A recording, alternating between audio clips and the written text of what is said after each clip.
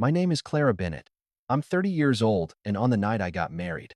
My mother smiled for the cameras and said, "We're giving your wedding card to Lila. She needs it more." Laughter rippled. Frosting perfume applause, then silence so sharp it cut. My sister's sequins flashed like warning lights. My groom's hand tightened around mine. I didn't cry. I didn't beg. I just smiled because they thought I'd stay quiet forever. But they had no idea what I'd already done. Before I continue, tell me where you're watching from. And hit like and subscribe if you've ever been betrayed by family. Because what happened that night wasn't just a wedding, it was a performance I'd been cast in since childhood. But this time, I wasn't playing their part anymore. This time, the script was mine. I grew up in a house that smelled like lemon polish and control. Every Saturday morning, my mother Margaret would glide through the hallways in silk slippers, adjusting picture frames that already hung straight. The Bennetts were known for looking perfect. Our family photos on the mantel could have been stock images of suburban harmony. But perfection was just the costume. Underneath, we were all choking on politeness. Lila was 4 years younger, golden-haired and soft-voiced, the kind of child people wanted to protect. I was the one they expected to manage things: grades, chores, emotions. Mom liked to say, "Clara, you're the steady one," like it was a compliment. But being steady in our house meant being silent. If Lila cried, I was told to give her my toy. If I cried, Mom said I was too sensitive. I remember one night Thanksgiving, I must have been 10. The table glowed with candles, and the smell of roasted turkey was thick enough to make my stomach turn. Lila knocked over her glass of cranberry juice, and the red spread across the tablecloth like a wound. My mother gasped, then smiled at her. "It's fine, sweetheart. Accidents happen." When I accidentally dropped my fork, the clang was enough to earn a sharp, "Clara, can you be careful for once?" The guests laughed politely. I laughed too, though my chest felt tight. I didn't know it then, but that was the first time I learned how applause could hurt. By high school, the pattern was so familiar it felt invisible. Lila got the bigger room because she needs sunlight. I got the smaller one because you like quiet. When I earned a scholarship to an art program, Mom announced we'd have to use the money for Lila's therapy sessions. My father Edward avoided my eyes at dinner that night. He buttered his bread slowly, the knife scraping in rhythm with my heartbeat. "You'll get another chance, Clara," he said softly. "You always do." I remember thinking, why do I always have to be the one who gets another chance? After that, I stopped expecting fairness. I became meticulous, neat, composed. If I couldn't be loved, I could at least be respected. I worked part-time at a diner, saved money, bought my first car at 21. It wasn't fancy, used, dented, smelled faintly of old cigarettes, but it was mine. That car was freedom, humming proof that I could build something no one could take. Until one rainy afternoon when Lila crashed hers. She called me crying. "Clara, please, Mom's furious. I just need something to get to work." I hesitated. My mother's voice came next, sharp and syrupy through the phone. "You're her sister. Be kind." 2 hours later, Lila drove off in my car, promising to return it by Sunday. She never did. A month later, I saw it parked outside her boyfriend's apartment, the license plate still registered under my name. When I confronted her, she laughed. "You're overreacting. It's just a car." That phrase would follow me for years. I swallowed my anger because that's what good daughters did. I told myself it wasn't worth the fight, but something in me cracked quietly that day. The kind of crack that doesn't show until you breathe too hard and the whole thing splits open. When I turned 26, I left home, moved to another city, started my own interior design studio, tiny, cluttered, beautiful. I specialized in spaces that felt calm, but my own calm was just survival dressed up in style. I designed peace for others because I couldn't build it for myself. Then came Nathan. He wasn't the kind of man who filled silence, he respected it. We met at a mutual friend's renovation project. He noticed how I aligned the edges of every photo frame before stepping back to look at the room. "You like order," he said. "You like breathing," I replied. He smiled. We've been steady ever since. Nathan's parents were the first people who ever treated me like family wasn't a competition.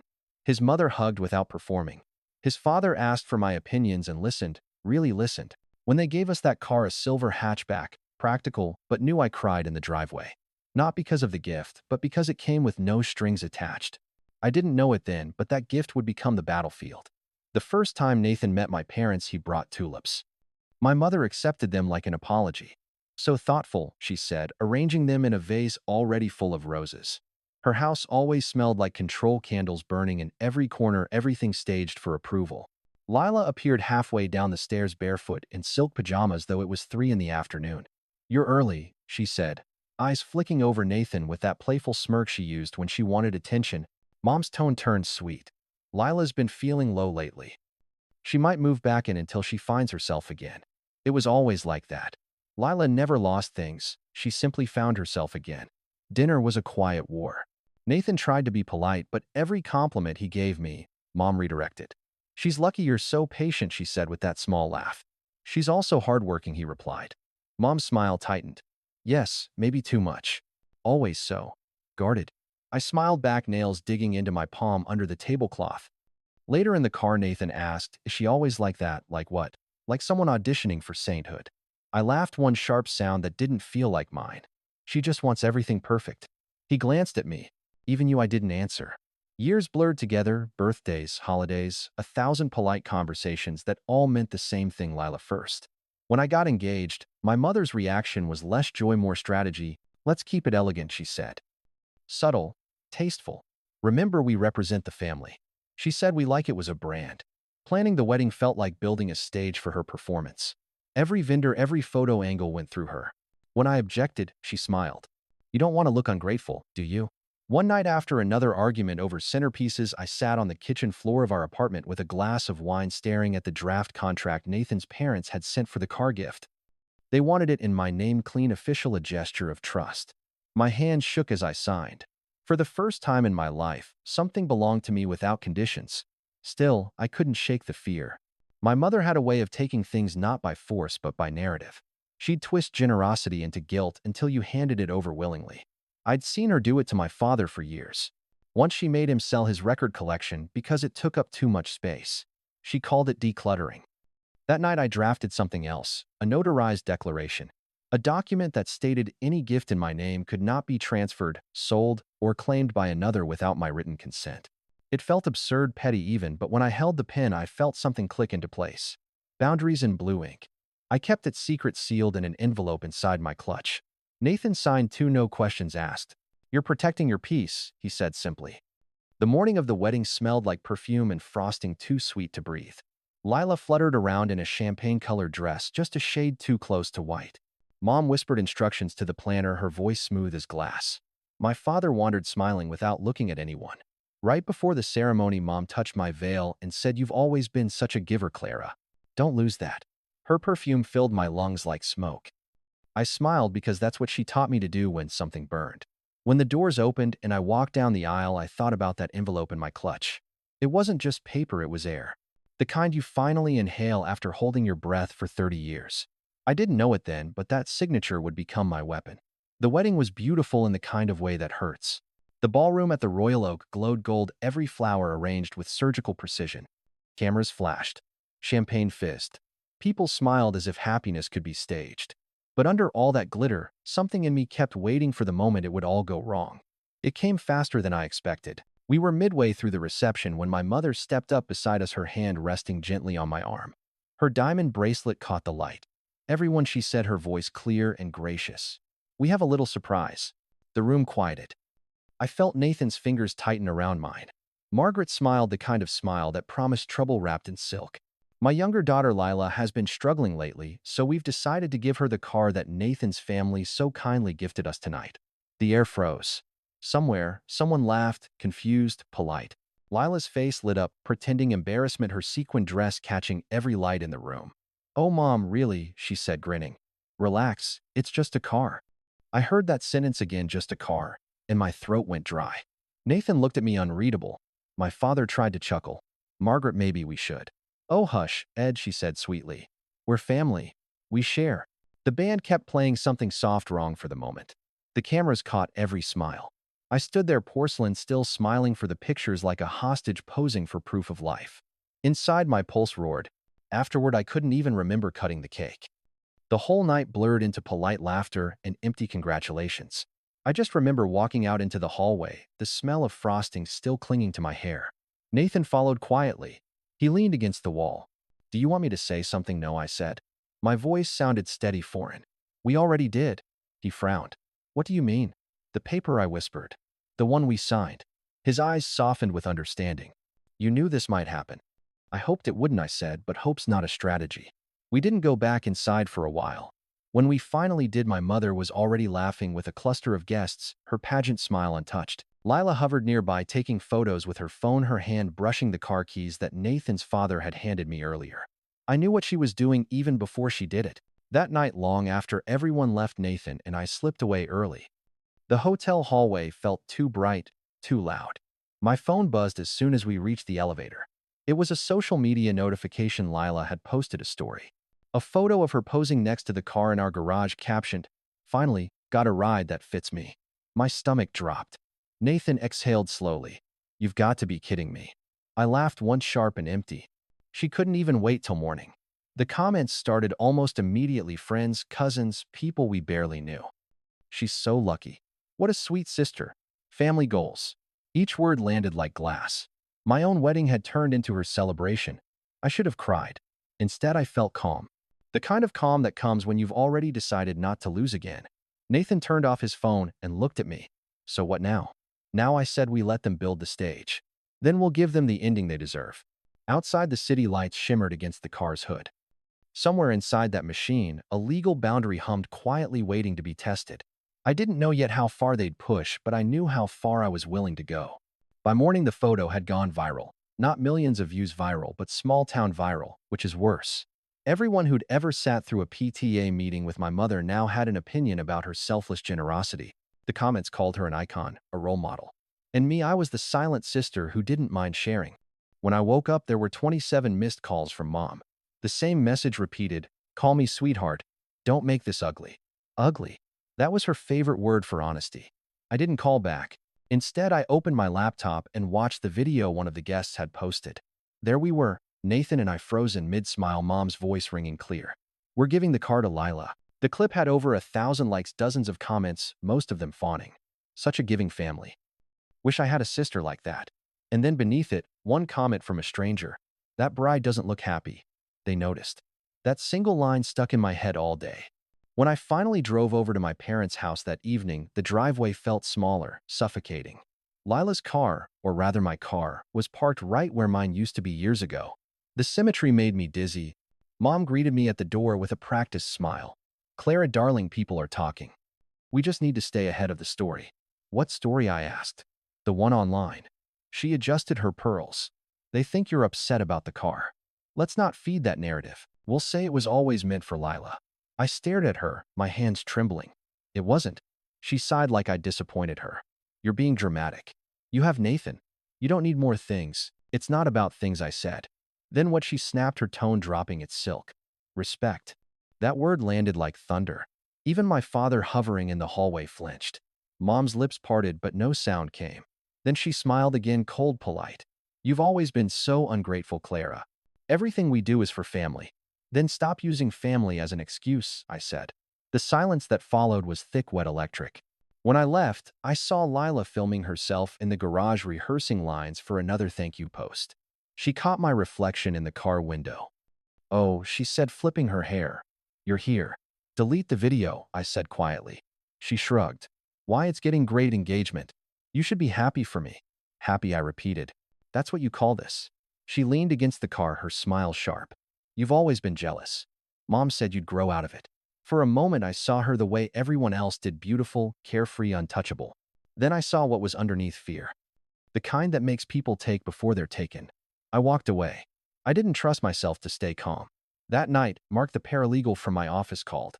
"Clara, I need to tell you something," he said, voice low. "Lila reached out to me before the wedding." My stomach turned.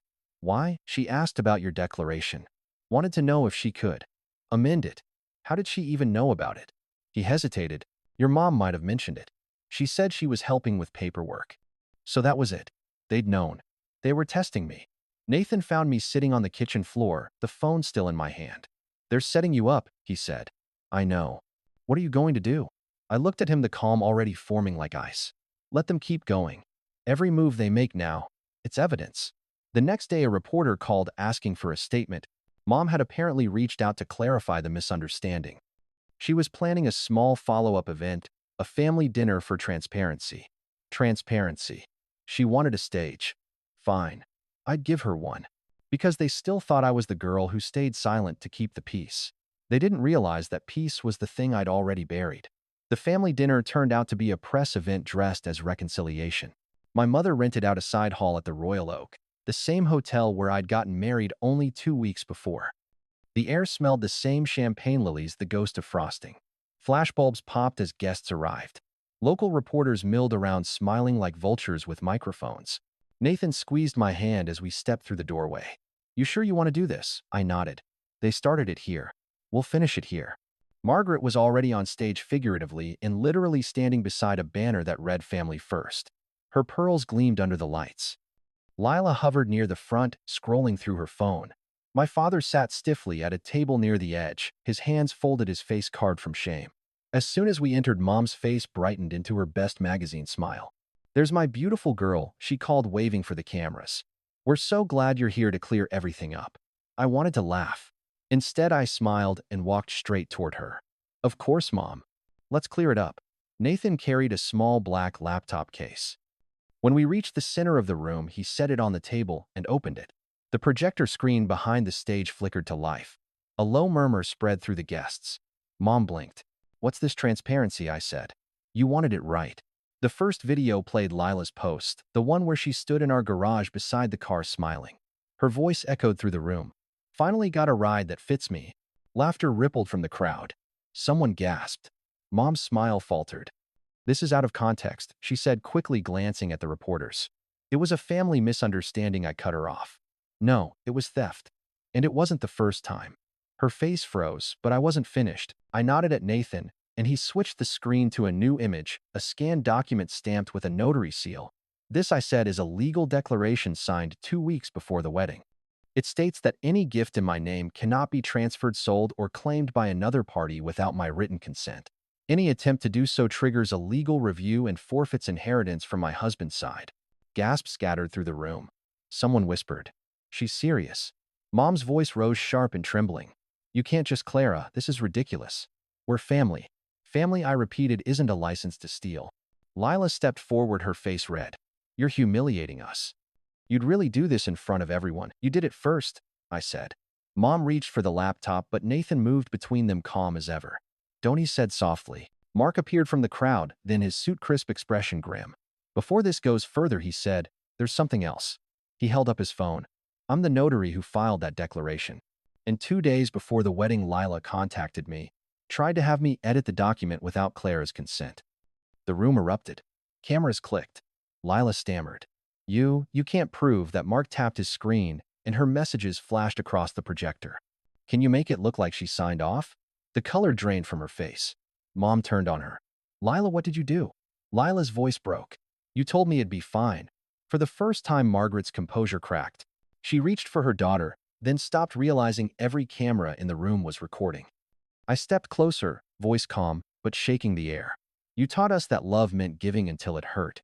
I learned the truth. Love without respect isn't love, it's leverage." Silence swallowed the hall. Nathan closed the laptop, the final click echoing like a gavel. Mom whispered, "Clara, please, not like this." I met her eyes. "Exactly like this." The music started again, someone in the corner desperate to fill the void, but it only made the silence louder. I turned away, leaving them beneath the lights they'd built for themselves. Behind me, flashes kept going off, turning their shame into headlines. The next morning, the headlines bloomed like weeds. "Bride exposes family at apology dinner." Photos of my mother's frozen smile and Lila's smeared mascara filled every local feed. The world finally saw what I had lived through, perfect polish hiding rot underneath. Nathan brewed coffee while I scrolled through the coverage. He didn't say "I told you so." He didn't need to. The hum of the machine and the quiet in our kitchen were enough. Then came the messages. Some were cruel people calling me ungrateful, cold, vindictive.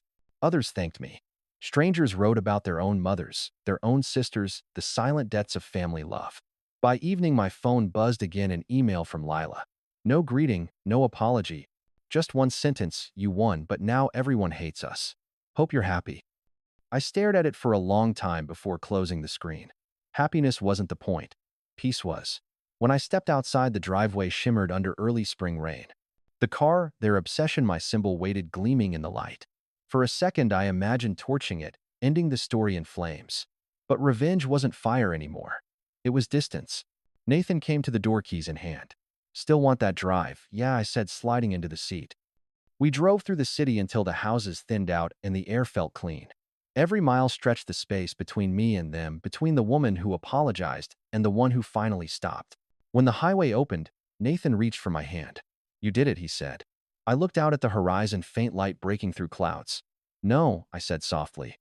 "I just stopped letting them write my ending." Somewhere behind us, cameras were still flashing.